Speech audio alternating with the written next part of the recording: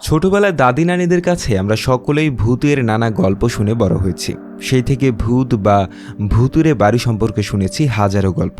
আধুনিক পৃথিবী যেভাবে ভূত প্রেতের অস্তিত্বকে অস্বীকার করে চলে, সেখানে পৃথিবীর প্রায় সব দেশেই এখনও অবধি ছড়িয়ে থাকা শত শত ভূতুরে জায়গা কৌতূহল জায়গায় বইকি। তবে বাস্তবে হয়তো কখনো কখনো জনশ্রুতিতেই গড়ে ওঠে এমন অনেক ভূতুরে বাড়ি বা জায়গা। কোনোটিতে থাকে চমকপ্রদ রহস্য, যা এই জায়গাগুলোকে ঘিরে তৈরি করে ভূতুরে আবহ। আর এর কোনোটাই যখন শক্ত দলিল প্রমাণ দিয়ে বোঝা যায় না, তখনই জমে ওঠে আসল মজা।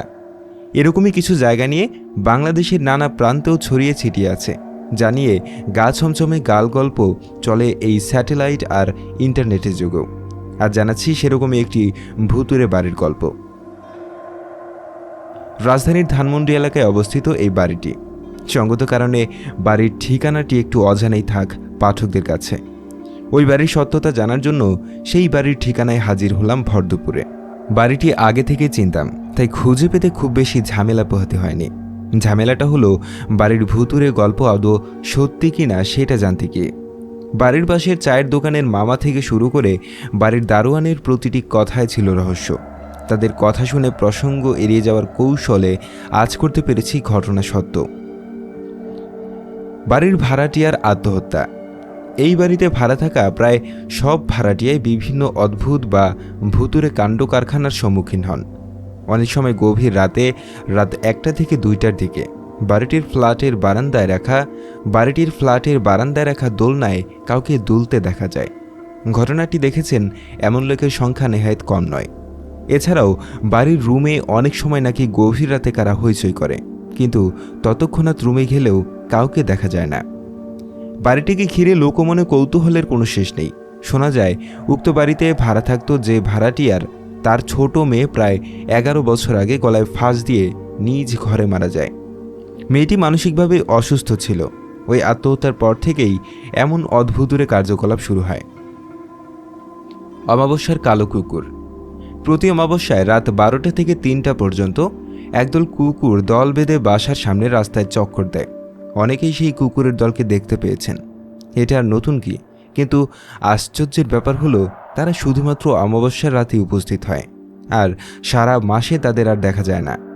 কয়েকজন যুবক মিলে একবার রাত করে তাদের দেখার জন্য প্রস্তুতি নেয়।